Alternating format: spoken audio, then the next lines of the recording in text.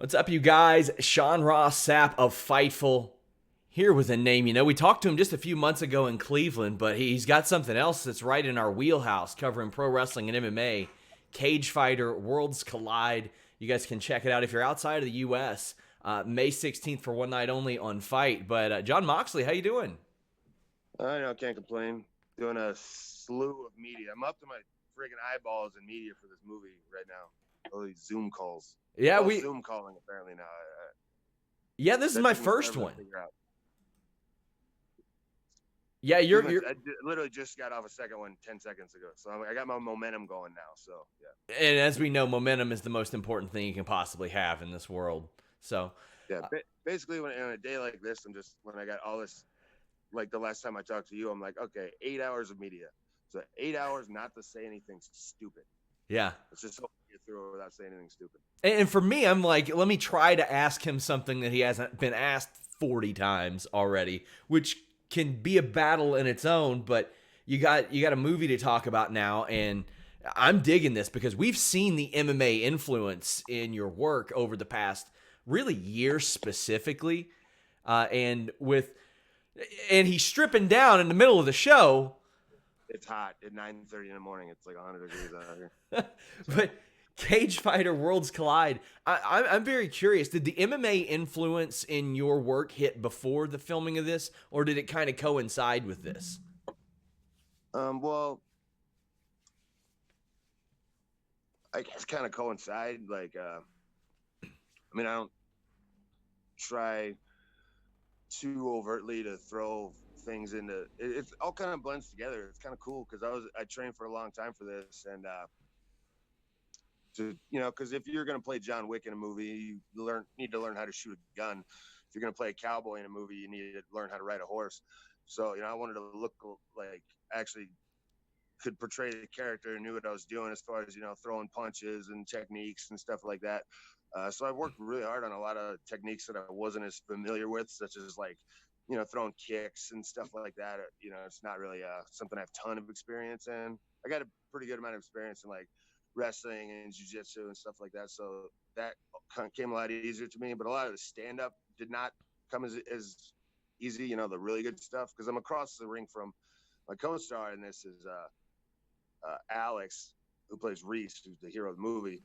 But he's kind of branching into acting now. This is one of his first big projects, but he's a legitimate professional fighter. So that was kind of a cool creative blend, because when we put these fights together, me, him, and the director and fight coordinator and so forth, he's got the legitimate knowledge, and obviously me coming from pro wrestling, my forte is telling stories and creating drama in a match or a fight. So kind of his knowledge combined with my knack for kind of storytelling, it's really fun to put the fight together. Like, okay, like good guy's going to be doing good here for a little bit, but then bad guy's going to rock him. And like, how should this fight end? And and the ebbs and flows of the fights and cool stuff. And like, hey, what will be a cool scramble?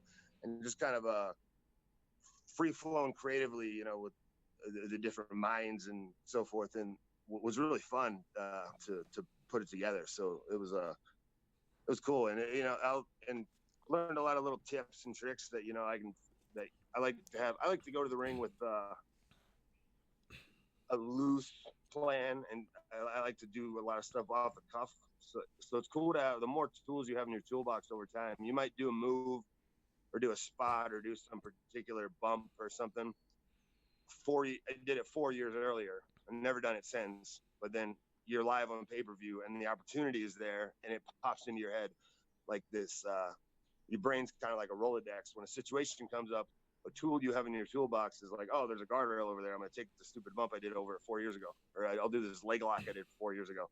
It's like stuff will just pop into your head. So the more tools you can acquire through your experience in wrestling or different kinds of training or different experiences you have, or even like lines in a promo. You might think of something you read in a book, might pop in your head right at the exact moment to deliver a line to the bad guy or whatever. So, all that experience is cool, and it kind of different stuff can come out in the ring. I always try to kind of keep my receptors open to everything, whether I'm watching fighting on TV or wrestling on TV, or I'm watching a movie, or I'm reading a book, or listening to music, I always am receptive to like a line I could steal from the good guy in a movie or the bad guy in a movie. I'm always looking for a move or even just like a look.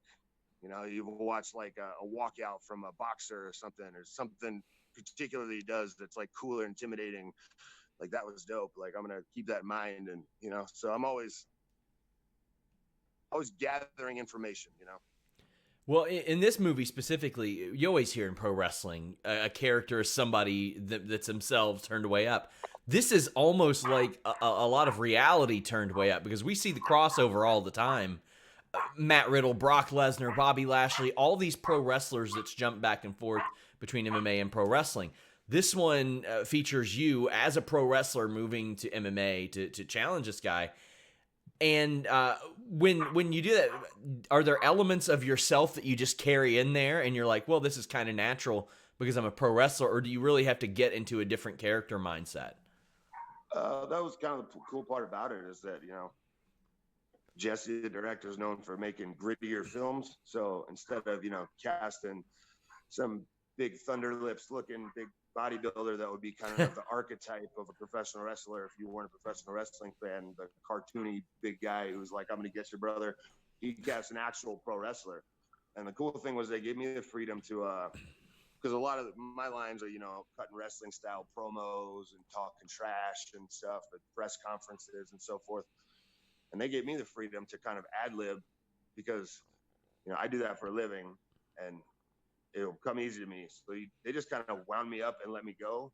You know, we did a big press conference scene, and I was up there for an hour in this fake press conference on the biggest role of a lifetime, verbally, just saying every insult that came to my mind, saying every swear word, every different way to like put myself over. It was just, I was just saying anything that came to my mind. And it was really fun, you know, because it's kind of fun to be able to play an antagonist who, you know, the goal is you want to see me get my clock clean at the end of the movie. And the character is kind of like a little bit over, you know, I tried to make kind of a mix of, when I initially read the script, I was like, oh, I can play that guy, because he's like an asshole. He's kind of a bristly, not very nice, can be short with people, kind of got a chip on his shoulder, angry kind of guy. Had kind of a bit of a personality where, like, maybe when I was younger or in my dark moments, I want to get pissed off, or I had to do 36 Zoom calls a day where I can get a little bit irritable and maybe not come off so approachable, if that makes any sense. So I kind of tried to blend that part of the character with like a bit of an over the top, obnoxious, full of himself pro wrestler, and it's kind of a mix. And we'll see what happened. I haven't seen it yet myself. I'm gonna wait till May 16th and watch the premiere along with everybody else. It's kind of a cool way to promote a film right now, because people can't go to the movies. They can't go to a live sporting event, and this is kind of a movie about a live sporting event. And we're with Fight TV. It's a perfect marriage. So we'll kind of have a night out, but having a night in, and we'll kind of all watch it together at the same time, and kind of try to make it more of appointment viewing. And kind of today we're using all this technology to stay connected, like the way me and you are talking right now. So it's like we can kind of use the technology and all watch it at the same time and have an experience together, even though we're apart. Yeah, my wife and I have been doing that with some of those movies that were supposed to be released in theaters. Now we're getting to watch them from the comfort of our home, which is what people get the opportunity to do with CageFighter Worlds Collide. Now, I had mentioned elements of maybe what you learned or what you picked up being integrated into your work. Unfortunately, you haven't worked Bloodsport yet, and it's been like 2 opportunities that have kind of fallen off for various circumstances, injury, and of course COVID-19. Is that still something you're looking to do? Yeah, I think we're at 2. Tony and Khabib are at 5. So we're not the most cursed matchup in not the most cursed matchup in sports just yet. Maybe in sports entertainment. But yeah, we'll definitely have to maybe next time we'll just won't advertise it. We'll just, whenever me and him are in the same city, we're just going to have to set up a mat and just do it. Just do it. Film it with an iPhone and just get it in the can. But buy an island. That's one of. Just buy an island. I mean, that's what everybody's doing now. Yeah, we might have to take a trip. Yeah, that's just one of many matches and many events, such as Blood and Guts, 14,000 tickets in Newark down the drain. Yeah. Philly, Boston, all down the drain. All these promotions, all these independent, especially like it sucks for the independent guys that just aren't working right now. Yep. That sucks. I mean, WrestleMania had to take place in front of nobody, and that's not ideal for all those guys and girls who wanted to have their big WrestleMania moment. You know, they had to do it in front of nobody, you know, so everybody got affected by this, and pro wrestling is such a small part of the world. Even though it, you know, dominates my life, there are much more important things and people suffering through way worse, you know, financial times and stuff. So it, you know, it sucks for everybody, and it's not ideal to, like, you know, I won the world title on a Saturday. That Wednesday, a few days later, was my last time in front of an audience. So it's like, that's not ideal timing, to say the least. But, you know, it sucks for everybody, you know. Is it harder for you to assess, like, how you feel like you're doing as champion when you don't have that crowd to be out in front of? Yeah, because I mean, it's a dark time in the world. Mm-hmm. So it's a little weird, but you know, I have the task of kind of carrying the torch through a really, really dark time. But you know, I'm not going to complain about it.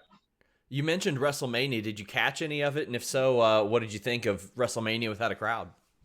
I watched the whole thing both nights. I enjoyed it. I thought it flowed nicely, and a lot of people really worked their ass off and put on great performances. I enjoyed the Boneyard match. I thought that was cool. I thought that was really cool too, because it's like the Undertaker's like a beloved character. He's like a comic book character. He's like a beloved character from our childhood, the same as John Wayne or John McClane or any action movie star you can think of. So it was really cool. I think everybody really enjoyed that. Yeah, I asked Matt Hardy how he felt about, I mean, a lot of the cinematic stuff is something that he was doing years ago. And he said, you know what? I wish they did it when I was there, but they might get 3 more years out of Undertaker doing this. And I think that kind of speaks to how he's regarded in wrestling. But we've seen you also incorporate elements of MMA training into recent matches with Jake Hager. And I was going to ask you, what was it like wrestling him in AEW compared to WWE? But I looked it up. I don't think you all had a one-on-one match in WWE. I don't think we did either. We're trying to remember a time.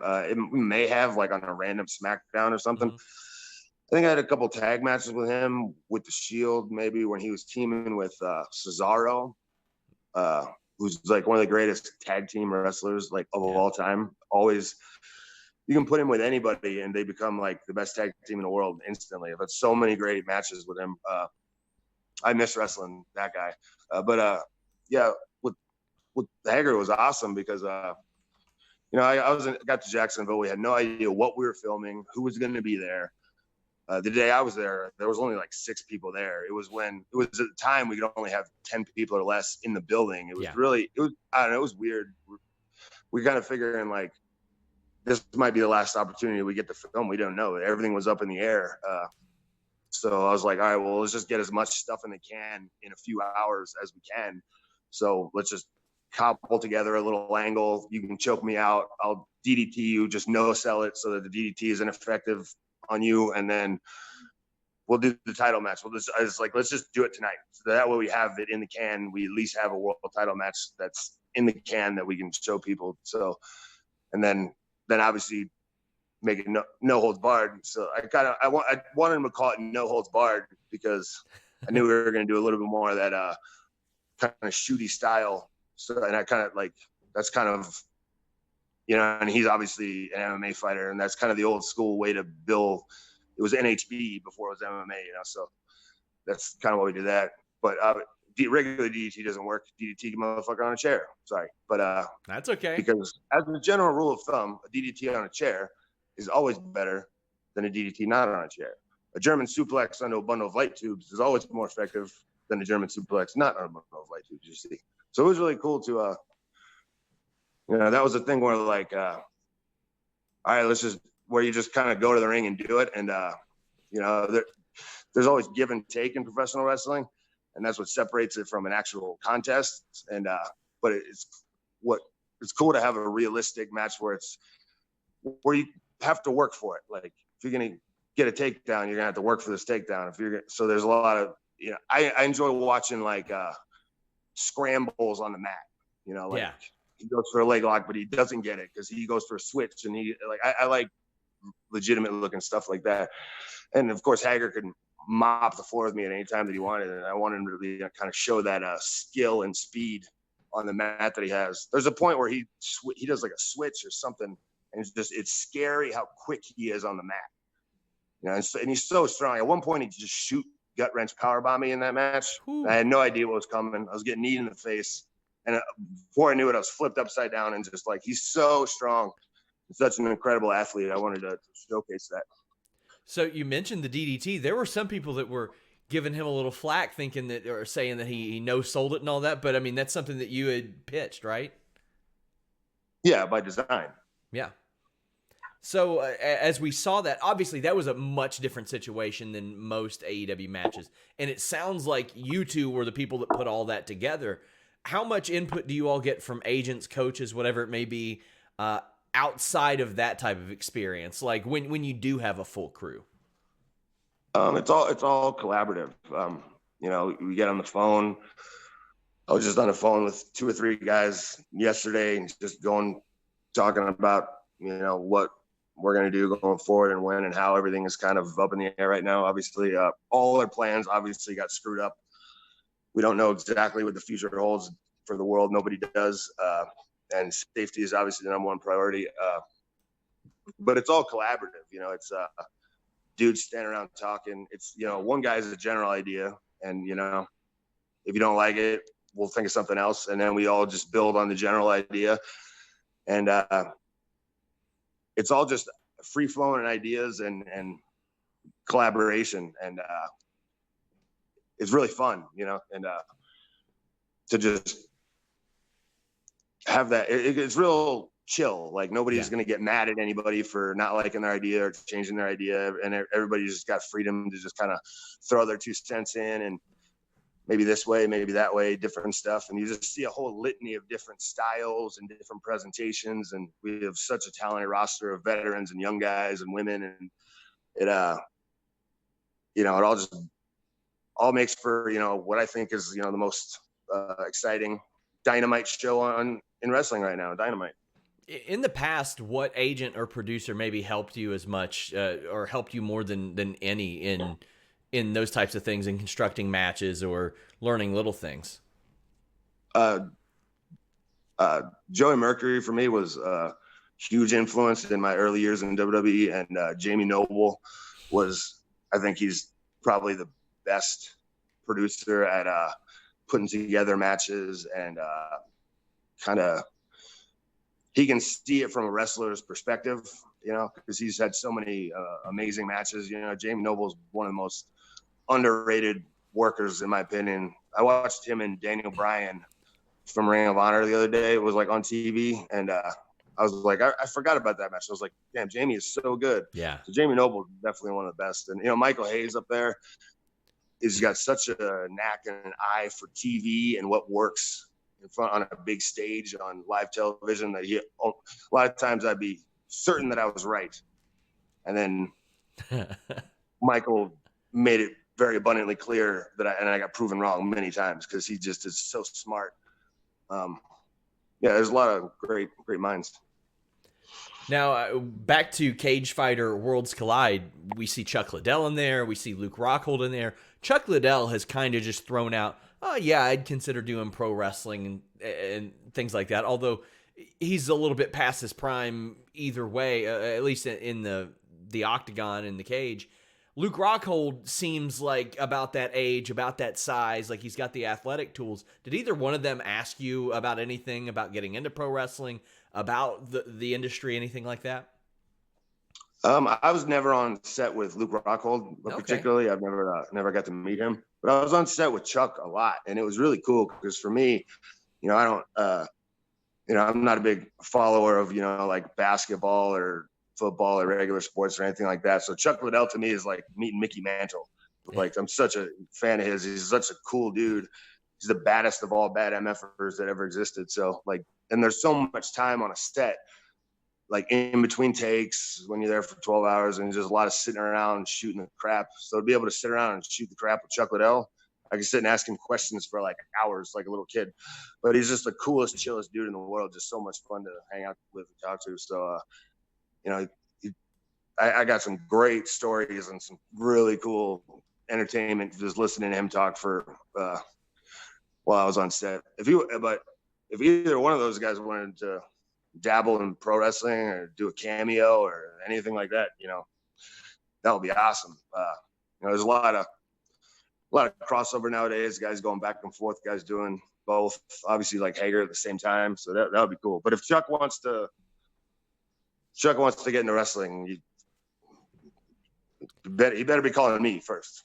Are there any of the crossovers that have surprised you? Because I don't think a lot of people that followed Matt Riddle's MMA career would have expected him to become what he became. Like, a lot of people would have expected Tito, King Mo, Rampage Jackson to all take to it, and none of them really did. But you got guys like Matt Riddle who come over, and it's like, oh, it's like he's been doing this his whole life. Yeah, he's a special talent and definitely has like that God-given ability to just do this and know. Some people, no matter how great athletes they are, there have been many athletes over the years that are like, oh, they're going to be, look, what was that guy that wrestled Bret Hart back in the 80s? That was the infamous lost match. He had everything on paper. Yeah, he had everything on paper as this great athlete, but just something was missing, didn't click. Riddle's a guy who's just a special talent and immediately just this was in his blood and his bones, and it shows on his great performances. I remember Rampage Jackson did a spot with WWE when he was promoting the A-Team, and you look at Rampage Jackson, you think he's this monster of a guy, and like Virgil was 50 at that point, and Virgil towered over him. I was like, man, it's weird to see. Like it's similar, but it's different. They're married concepts, and there's all this in between, but they can be categorically different in ways too. But we're seeing some of that crossover with CageFighter, Worlds Collide. Anything you want to let the people know as we wrap up about this film? I mean, the thing that really where the two sports are the same is in a business of them. Ultimately what you're doing is selling stories and selling. You want to get to know the fighters or the wrestlers, and you want to understand their struggle and their journey and what we're fighting for, and you want to see the conflict be resolved in the cage of the ring. And that's basically, this is no different. This is just basically a story about a guy who just hits the skids.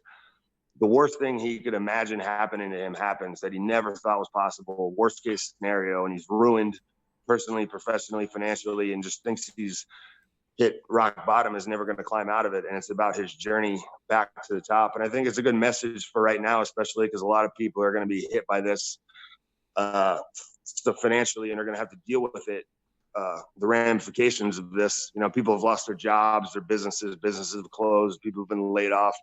So in the year ahead or even longer, people are going to have holes to dig themselves out of. And, it's a good message to send, that no matter how low you think you are, you can always climb back up. You can always rebuild. You can always dust yourself off and come back. And that's basically the story of the film. CageFighter, Worlds Collide. Make sure you guys check it out. You can also check out Jon Moxley on AEW. Wednesday Night Dynamite every week, Wednesday, 8 p.m. on TNT. Jon, thank you so much for taking the time to talk to us again. I appreciate it, man. Thank you. Take care.